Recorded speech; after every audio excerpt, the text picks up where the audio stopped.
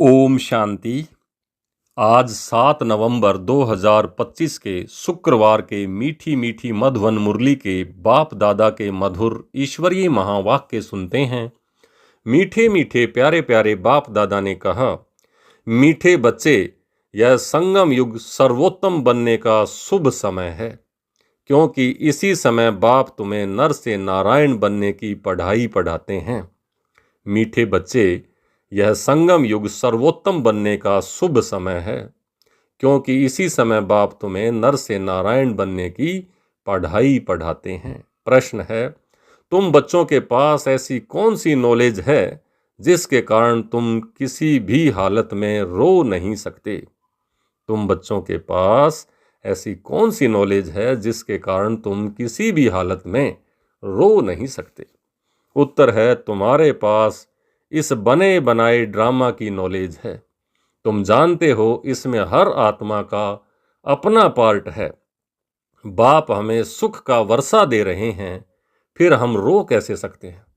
परवाह थी पार ब्रह्म में रहने वाले परमेश्वर की, वह मिल गया, बाकी क्या चाहिए? बख्तावर बच्चे यानी तकदीरवान बच्चे कभी रोते नहीं। ओम शांति। रूहानी बाप बैठ बच्चों को एक बात समझाते हैं। चित्रों में भी ऐसे लिखना है कि त्रिमूर्ति शिव बाबा बच्चों प्रति समझाते हैं। तुम भी किसी को समझाते हो तो तुम आत्मा कहेंगे। शिव बाबा ऐसे कहते हैं, यह बाप भी कहेंगे, बाबा तुमको समझाते हैं।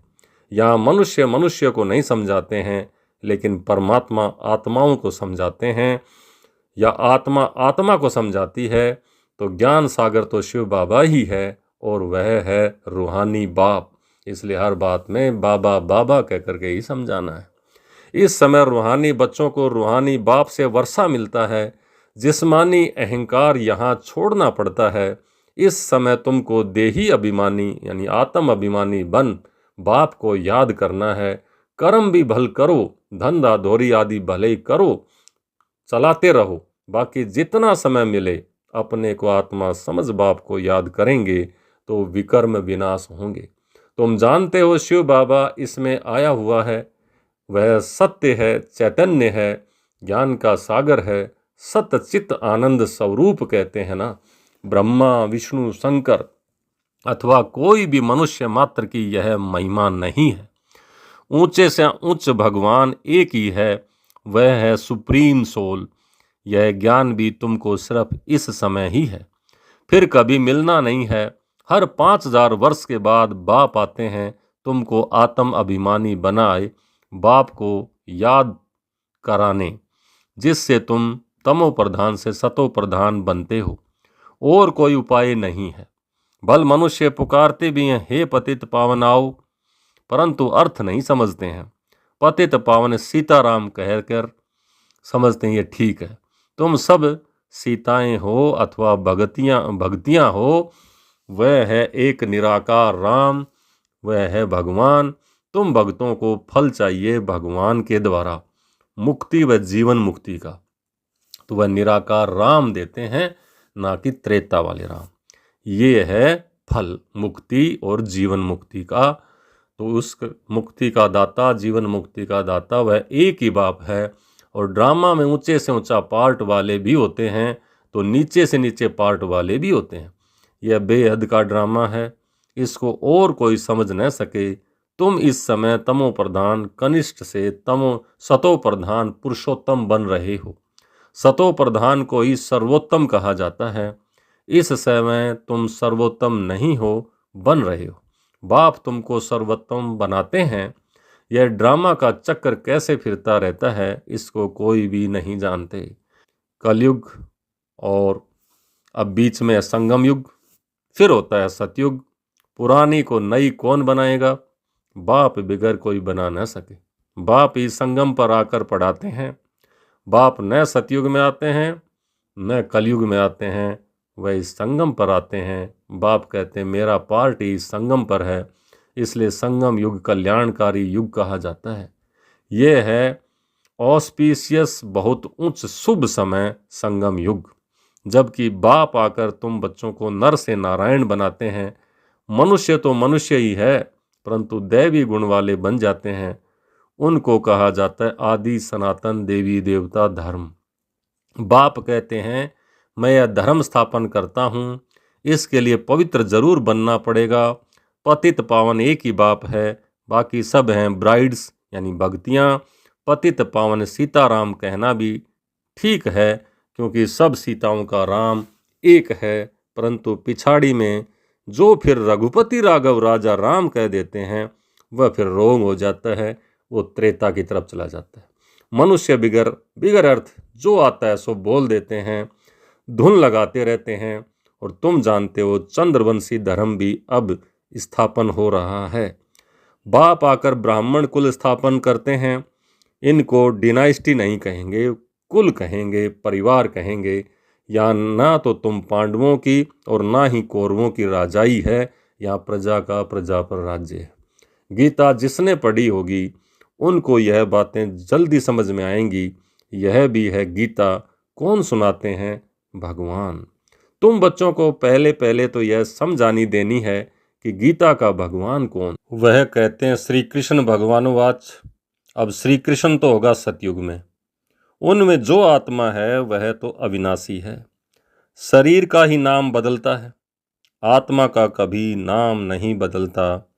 श्री कृष्ण की आत्मा का शरीर सतयुग में ही होता है, नंबर 1 में वही जाता है। लक्ष्मी नारायण नंबर 1, फिर है सेकंड और फिर थर्ड, तो उनके मार्क्स भी इतने कम होंगे। यह माला बनती है ना, बाप ने समझाया है, रुंड माला भी होती है और रुद्र माला भी होती है। विष्णु के गले की माला को रुंड माला दिखाते हैं। तुम बच्चे विष्णुपुरी के मालिक बनते हो नंबर वार, तो तुम जैसे विष्णु के गले का हार बनते हो। पहले पहले शिव के गले का हार बनते हो, वो है रुद्रमाला जो जपते हैं। माला पूजी नहीं जाती, सिमरी जाती है। माला का दाना वही बनते हैं जो विष्णुपुरी की राजधानी में नंबर वार आते हैं। माला में सबसे पहले होता है फूल शिव बाबा, फिर युगल दाना। परवर्ती मार्ग है ना, परवर्ती मार्ग शुरू होता है ब्रह्मा और सरस्वती और बच्चों से, यही फिर देवता बनते हैं। लक्ष्मी नारायण है फर्स्ट, ऊपर में है फूल शिव बाबा। माला फेर फेर कर पिछाड़ी में फूल को माथा टेकते हैं। शिव बाबा फूल है जो पुनर्जन्म में नहीं आते, इनमें प्रवेश करते हैं, वही तुमको समझाते हैं। इनकी आत्मा तो अपनी है, वह अपना शरीर निर्वाह करती है। उनका काम है सिर्फ ज्ञान देना। जैसे कोई की स्त्री वह बाप आदि मरता है तो उनकी आत्मा को ब्राह्मण के तन में बुलाते हैं। आगे आती थी, अब वह कोई शरीर छोड़ कर के तो नहीं आती है। यह ड्रामा में पहले से ही नूंद है। यह सब है भक्ति मार्ग। वह आत्मा तो गई, जाकर दूसरा शरीर लिया। तुम बच्चों को अभी यह सारा ज्ञान मिल रहा है, इसलिए कोई मरता है तो भी तुमको कोई चिंता नहीं। अम्मा मरे तो भी हलवा खाना, बीबी मरे तो भी हलवा खाना। शांता बहन का मिसाल। बच्ची ने जाकर उनको समझाया कि तुम रोते क्यों। उसने तो जाकर दूसरा शरीर लिया। रोने से लौट थोड़े ही आएगी, बख्तावर थोड़े ही रोते हैं। तो वहाँ सबका रोना बंद कराए समझाने लगी। ऐसे बहुत बच्चियाँ जाकर के समझाती हैं, अभी रोना बंद करो। झूठे ब्राह्मण भी नहीं खिलाओ, हम सच्चे ब्राह्मणों को ही ले आते हैं, फिर ज्ञान सुनने लग जाते हैं। समझते हैं यह बात तो ठीक है, ठीक बोलते हैं। ज्ञान सुनते सुनते शांत हो जाते हैं। 7 दिन के लिए कोई भागवत आदि रखते हैं तो भी मनुष्यों के दुख दूर नहीं होते। यह बच्चियां तो सबके दुख दूर कर देती हैं। तुम समझते हो रोने की तो दरकार ही नहीं, यह तो बना बनाया ड्रामा है। हर एक को अपना पार्ट बजाना है, कोई भी हालत में रोना नहीं चाहिए। बेहद का बाप टीचर गुरु मिला है, जिसके लिए तुम इतना धक्का खाते रहते हो। पार ब्रह्म में रहने वाला परम पिता परमात्मा मिल गया तो फिर बाकी क्या चाहिए। बाप देते ही हैं सुख, तो सुख का वर्षा। तुम बाप को भूल जाते हो तब रोना पड़ता है। बाप को याद करेंगे तब खुशी होगी, ओहो हम तो विश्व के मालिक बनते हैं। फिर 21 पीढ़ी कभी रोएंगे नहीं। 21 पीढ़ी अर्थात पूरा बुढ़ापे तक अकाल मृत्यु नहीं होती है, तो अंदर में कितनी गुप्त खुशी रहनी चाहिए। तुम जानते हो हम माया पर जीत पाकर जगत जीत बनेंगे, हथियार आदि की कोई बात नहीं। तुम हो शिव शक्तियाँ, तुम्हारे पास है ज्ञान कटारी, ज्ञान बाण। उन्होंने फिर भक्ति मार्ग में देवियों के स्थूल बाण खड्ग आदि हाथ में दे दी हैं। बाप कहते हैं ज्ञान तलवार से विकारों को जीतना है, बाकी देवियाँ कोई हिंसक थोड़े ही होती हैं। यह सब भक्ति मार्ग साधु संत आदि हैं, निर्वर्ती मार्ग वाले। वह प्रवर्ती मार्ग को मानते ही नहीं। तुम तो संन्यास करते हो सारी पुरानी दुनिया का, पुराने शरीर का। अब बाप को याद करेंगे तो आत्मा पवित्र हो जाएगी, ज्ञान के संस्कार ले जाएंगे, उस अनुसार फिर नई दुनिया में जाकर जन्म लेंगे। अगर यहाँ भी जन्म लेंगे तो भी कोई अच्छे घर में राजा के पास, वह रिलीजियस घर में वह संस्कार ले जाएंगे। सबको प्यारे लगेंगे, कहेंगे यह तो देवी है। श्री कृष्ण की कितनी महिमा गाते हैं, छोटेपन में दिखाते हैं, माखन चुराया, मटकी फोड़ी, यह किया, कितने कलंक लगाए। अच्छा, फिर श्री कृष्ण को सांवरा क्यों बनाया है? वहाँ तो श्री कृष्ण गोरा होगा ना। फिर शरीर बदलता रहता है ना, नाम भी बदलता रहता है। श्री कृष्ण तो सतयुग का पहला प्रिंस था, उनको क्यों सांवरा बनाया कभी कोई बता नहीं सकेंगे। वहाँ सांप आदि तो होते नहीं हैं जो काला बना दें। यहाँ जहर चढ़ जाता है तो काला हो जाता है, वहाँ तो ऐसी बातें हो न सकें। तुम अब देवताई संप्रदाय बनने वाले हो, इस ब्राह्मण संप्रदाय का किसी को भी पता नहीं है। पहले पहले बाप ब्रह्मा द्वारा ब्राह्मणों को अडॉप्ट करते हैं। प्रजापिता है तो उसकी प्रजा भी तो ढेर की ढेर है। ब्रह्मा की बेटी सरस्वती कहते हैं, स्त्री तो है नहीं, यह किसी को भी पता नहीं है।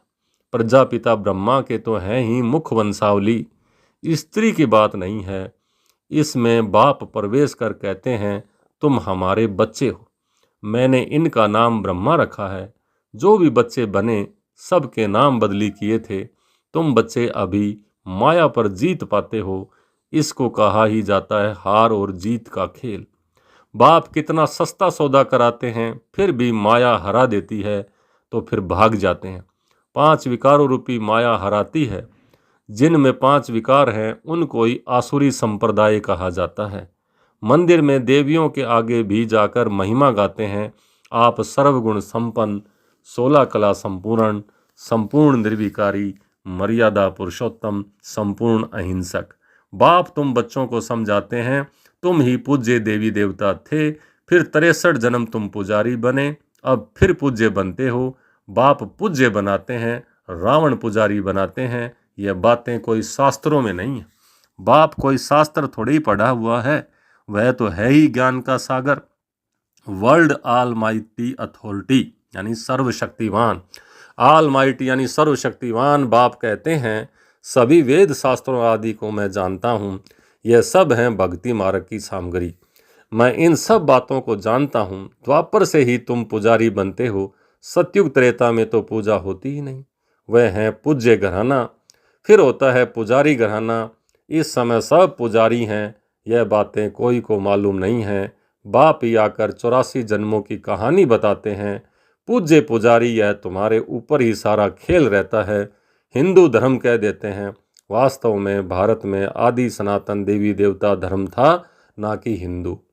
कितनी बातें समझानी पड़ती हैं, यह पढ़ाई है 20 सेकंड की, फिर भी कितना समय लग जाता है। कहते हैं सागर को स्याही बनाओ, सारा जंगल कलम बनाओ, तो भी पूरा हो न सके। अंत तक तुमको ज्ञान सुनाता रहूँगा, तुम इनका किताब कितना बनाएंगे। शुरू में भी बाबा सवेरे सवेरे उठकर लिखते थे, फिर मम्मा सुनाती थी, तब से लेकर छपता ही आता है। कितने कागज खलास हुए होंगे। गीता तो एक ही इतनी छोटी सी है। गीता का लॉकेट भी बनाते हैं। गीता का बहुत प्रभाव है, परंतु गीता ज्ञानदाता को भूल गए हैं, उसको अब समझना है। अच्छा, मीठे मीठे सिक्ल दे बच्चों प्रति मात पिता बाप दादा का याद प्यार और गुड मॉर्निंग। रूहानी बाप की रूहानी बच्चों को नमस्ते। हम रूहानी बच्चों की रूहानी बाप दादा को याद प्यार, गुड मॉर्निंग और नमस्ते। नमस्ते मीठे बाबा, बहुत बहुत शुक्रिया आपका। धारणा के लिए मुख्य सार। पहला, ज्ञान तलवार से विकारों को जीतना है। ज्ञान के संस्कार भरने हैं। पुरानी दुनिया और पुराने शरीर का संन्यास करना है। दूसरा, भाग्यवान बनने की खुशी में रहना है।